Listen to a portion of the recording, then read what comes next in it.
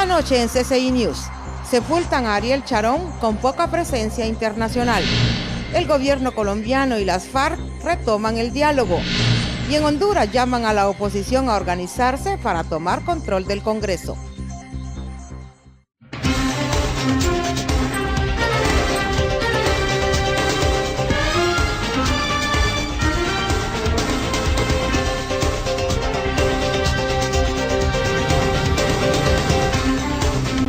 Este es su noticiero CCI News, con Mayra Navarro.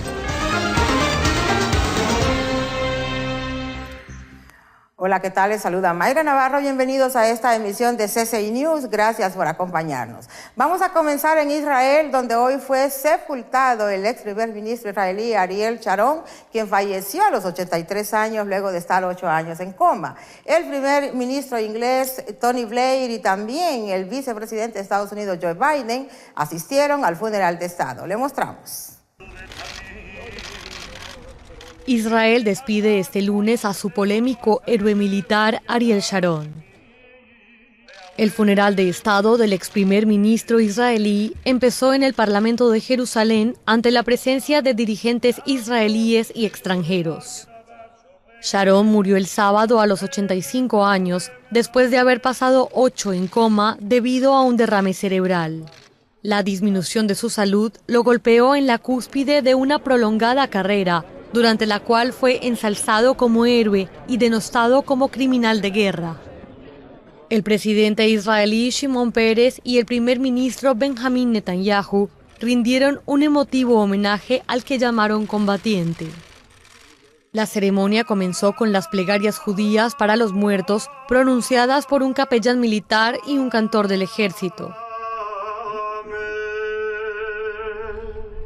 Al igual que el domingo, decenas de personas se unieron a la ceremonia retransmitida en directo por televisión y que contó con cantos religiosos tradicionales. Sharon fue enterrado luego en la granja de su familia, ubicada en el desierto de Negev, en el sur de Israel, cerca de la frontera con la Franja de Gaza. Unos 20.000 israelíes de todas las clases sociales desfilaron el domingo ante su ataúd expuesto frente al Parlamento. Muchos recordaron el carisma y la bravura del 11º jefe del gobierno del Estado hebreo.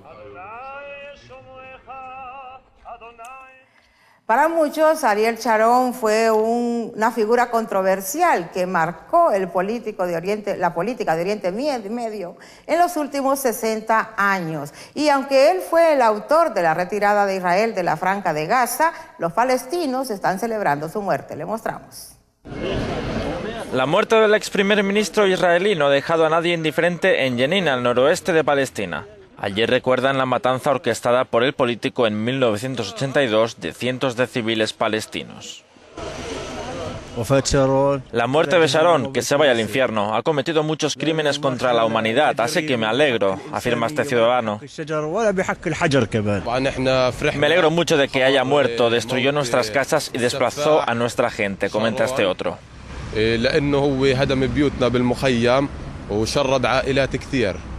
Es una buena noticia para los palestinos porque cometió muchos crímenes, como la masacre de Sabra y Shatila en los años 80 y su ataque a la mezquita de Al-Aqsa en 2000, comenta esta mujer. Algunos palestinos quemaron fotografías de Sharon o las pisaron, mientras que otros distribuyeron bocadillos y dulces para celebrar su muerte.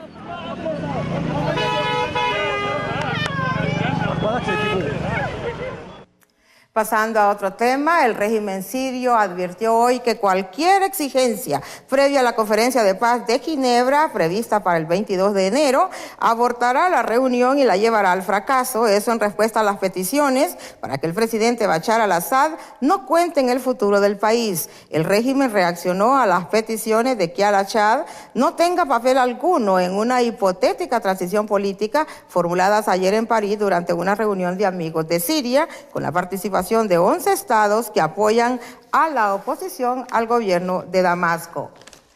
Entre tanto, los ministros de Relaciones Exteriores de Estados Unidos y Rusia han urgido a ambos bandos en Siria a sentarse en la mesa de negociación.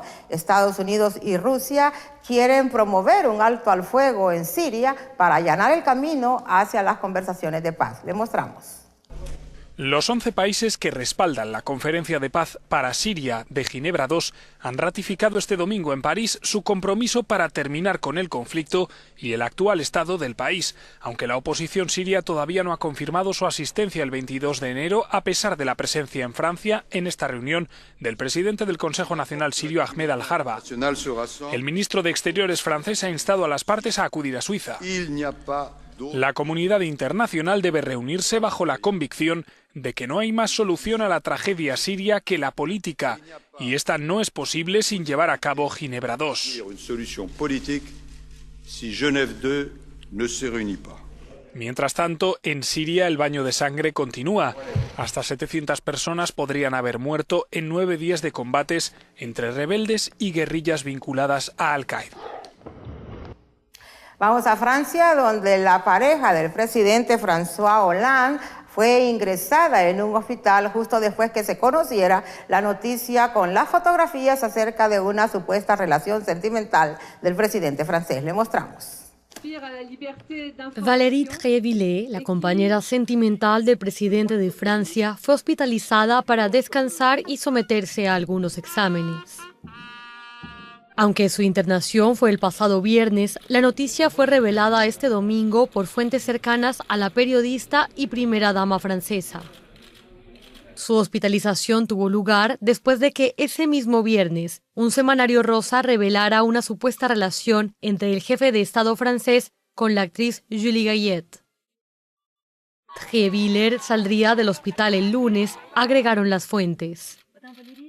El presidente François Hollande lamentó la violación a su privacidad sin desmentir tener una relación con la actriz. El mandatario no se ha casado nunca. En junio de 2007 se separó de la excandidata a la presidencia Ségolène Royal, con quien tiene 4 hijos. Desde entonces vive en pareja con la periodista. El jefe de Estado francés debe participar el martes en su tercera gran conferencia de prensa en lo que va de su mandato. Esta se verá inevitablemente afectada por las revelaciones sobre su vida privada. Vamos a mensajes comerciales y al regresar, las FARC y el gobierno de Colombia retoman el diálogo. Los nicaragüenses celebran el nombramiento de un nuevo cardenal. Ya regresamos.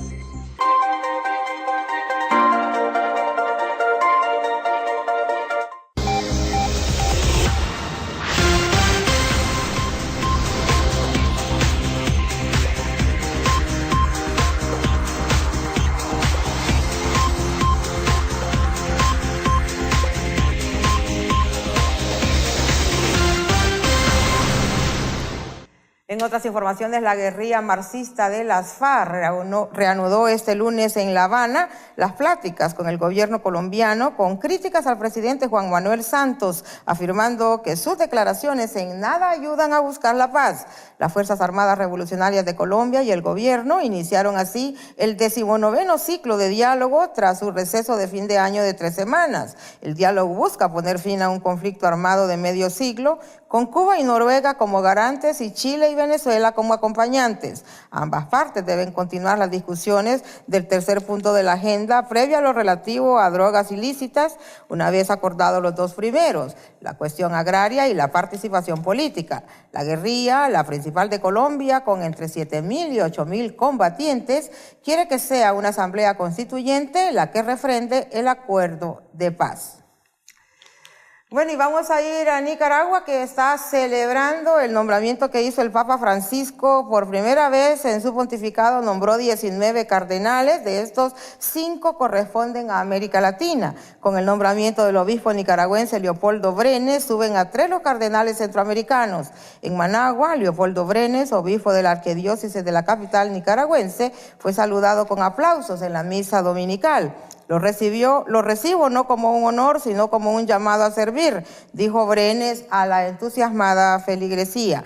Brenes es el segundo cardenal que se nombra en Nicaragua después de que en 1985, en medio de una guerra civil, el Papa Juan Pablo II eligiera a Monseñor Miguel Obando como el primer sacerdote centroamericano en ocupar esa distinción.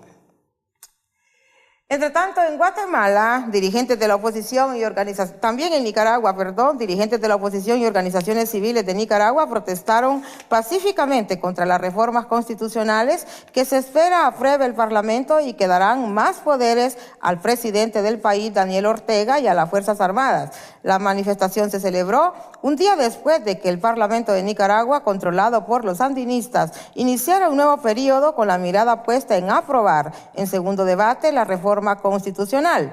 La mayoría oficialista en el legislativo aprobó el 10 de diciembre pasado, en el primero de 2 debates, las reformas que posibilitarán la reelección presidencial indefinida, lo que permitiría a Ortega presentarse nuevamente al cargo en 2016 en caso de ser avalada definitivamente. La reforma establece la posibilidad de elegir al presidente en primera vuelta y con mayoría simple de votos, y contempla facultar al gobernante para que emita decretos ejecutivos con fuerza de ley.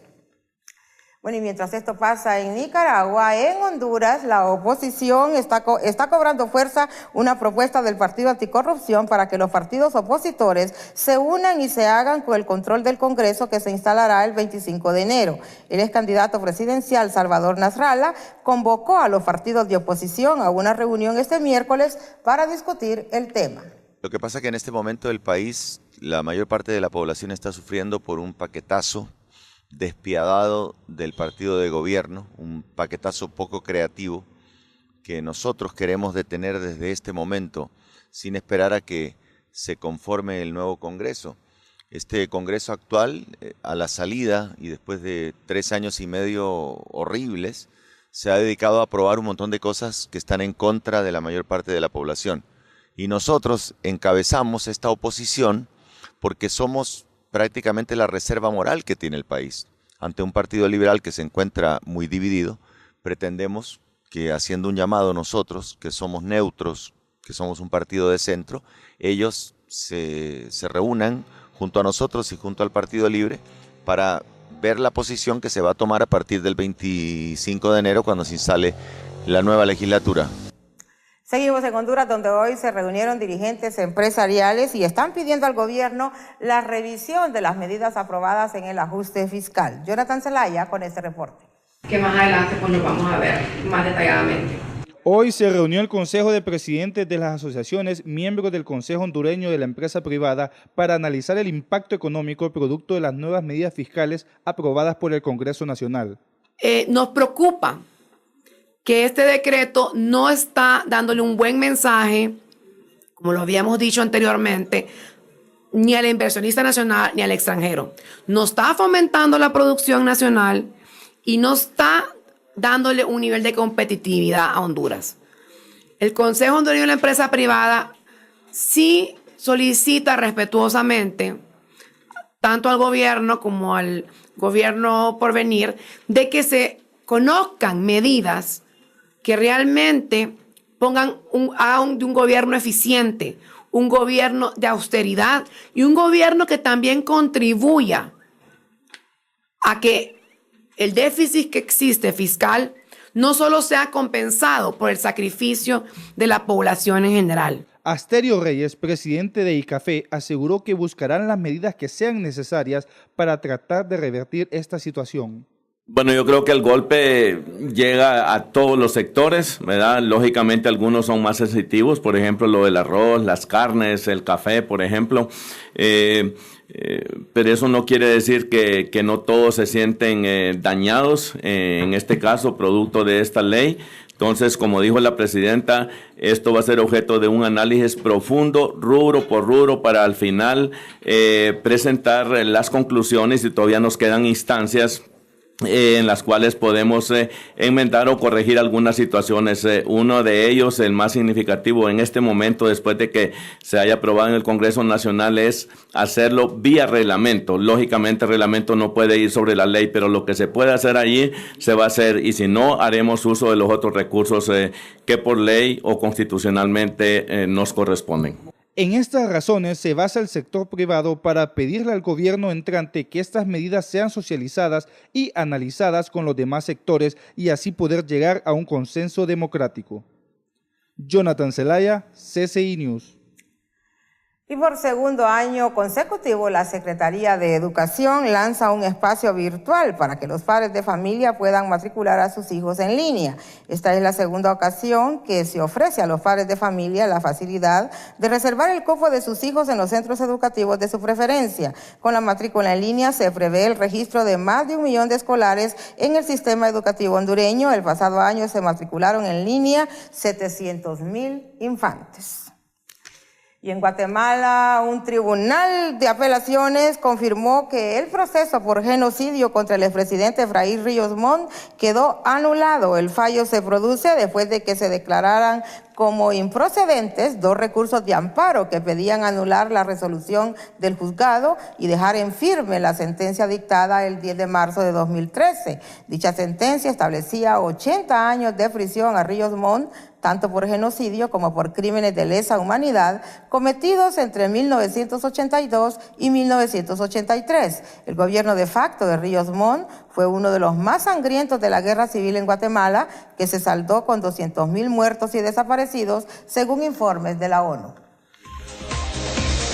Otra pausa comercial y al volver, un mexicano hace historia en los Globos de Oro y el remordimiento del padre del fusil AK-47. Ya volvemos.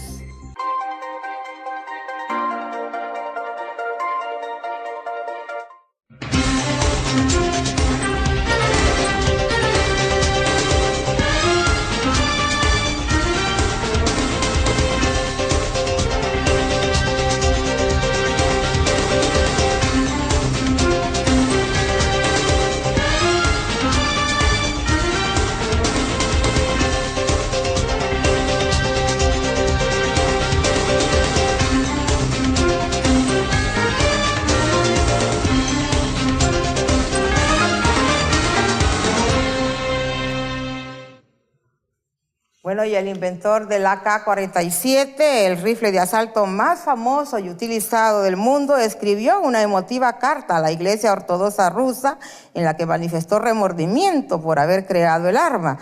Kalashnikov escribió la carta 1 año y medio antes de su muerte en diciembre pasado a los 94 años. Iba dirigida al patriarca de la Iglesia rusa, Cirilo I, y en ella se preguntaba si era culpable de las muchas muertes causadas por su creación. Las dudas le causaban un profundo dolor del alma, según escribió el diseñador. Un portavoz de Cirilo I informó que el clérigo respondió a la misiva asegurando que cuando las armas sirven para defender la patria, la Iglesia Ortodoxa apoya a quienes las crearon. Y siempre sobre este tema, la carta del creador del fusil AK-47 fue publicada por el diario Izvestia. Pero en vida, el creador de este fusil nunca mostró remordimiento por su creación. Le mostramos. Su nombre estuvo siempre asociado a su creación, el fusil de asalto más conocido del mundo, el famoso Kalashnikov AK-47. Mikhail Kalashnikov nació en 1919 en Kuria, en la región de Altai, fronteriza con Kazajistán. Era el 17º de 19 hermanos, cuya familia fue deportada a Siberia cuando Mikhail tenía 11 años. Entró en la Escuela de Mecánicos del Ejército Rojo y luchó en la Segunda Guerra Mundial con un carro de combate. Tras resultar herido en 1941, aprovechó su convalecencia para diseñar un fusil pequeño, fiable y rápido. El Estado soviético inició su producción en serie en 1947 en esta fábrica de armamento de Izhmash, en los Urales. Su éxito es tal que se calcula que hay más de 100 millones de AK-47 en el mundo. El mismo Kalashnikov explicaba su secreto. Todo lo complicado es inútil, todo lo que es útil es simple, y esta ha sido siempre mi máxima. El nombre de su fusil se convirtió en la mayor imagen de marca de Rusia, una garantía de calidad hasta el punto de que ha sido objeto de múltiples falsificaciones de las que el ingeniero autodidacta se jactaba, como en esta visita a Hugo Chávez. Hay países que fabrican Kalashnikov sin licencia. Es un robo en toda regla, algo completamente ilegal.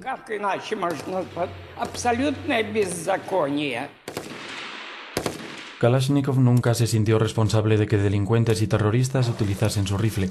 De eso tienen la culpa los políticos, decía a menudo. Sin embargo, siempre se sintió muy orgulloso de la celebridad de su fusil legendario, tan apreciado por los estadounidenses en sus combates con el Vietcong, como le gustaba recordar. Vi a soldados norteamericanos tirando sus fusiles M16 y cogiendo los AK-47 soviéticos. Pero la cosa no quedó aquí. Vi otra vez lo mismo en Irak. Los M16 no funcionan bien en algunos climas.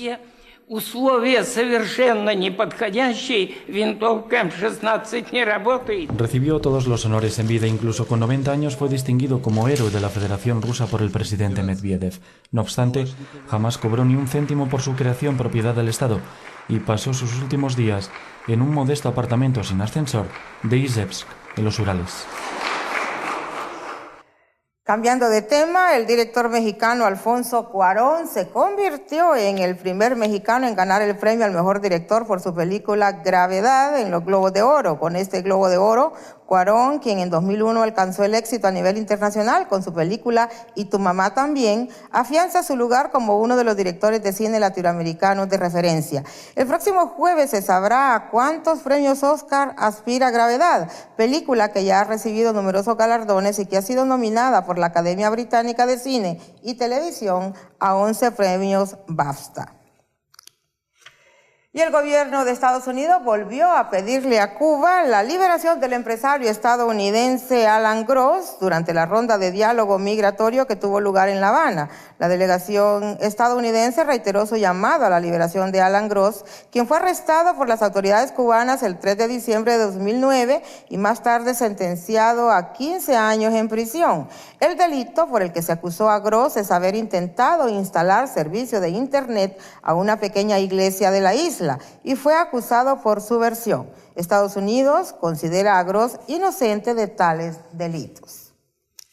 Y en Sudán, los líderes cristianos han hecho una propuesta de paz, esto debido a la violencia que está desangrando el país. Estas y otras informaciones en este resumen de Mundo Cristiano. Microinformativo Mundo Cristiano. En Estados Unidos, ministerios cristianos destinaron más recursos para enfrentar la ola de frío que azotó recientemente a la nación. La misión Bowery, una de las organizaciones de fe más antiguas de Nueva York, brindó refugio a más de 179 personas en una sola noche. En Kentucky, la misión cristiana Wayside abrió sus puertas para unas 500 personas sin hogar.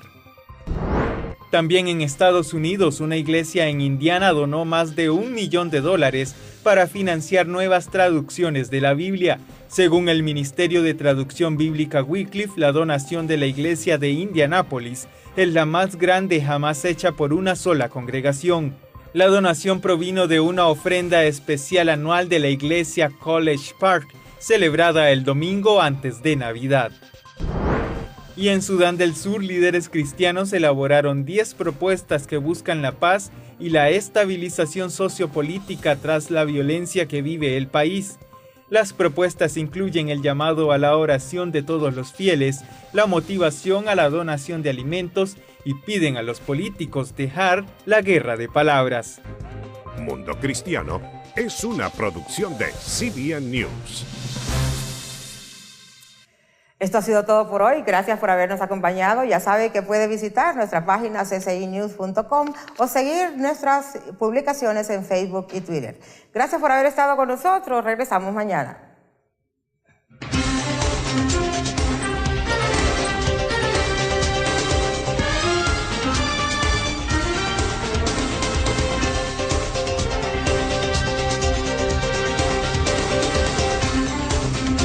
Este fue su noticiero CCI News con Mayra Navarro.